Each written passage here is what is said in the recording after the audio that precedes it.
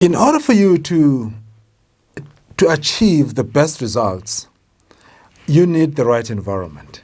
And this environment is what we call now the psychological safe environment, which is also what is called the brain-friendly environment. The brain-friendly environment, it's all about the brain feeling understood. It's all about that place or that workplace where someone is able to do what they want to do is when they feel that they are being, respected, is when they feel that they are being, appreciated in the workplace.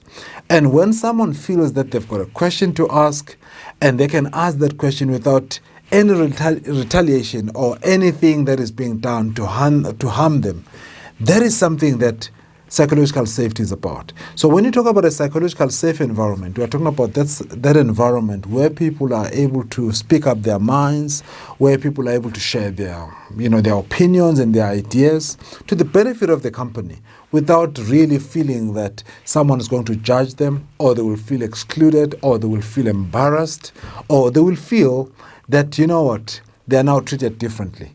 So how is the environment? How is your culture? Is it brain-friendly?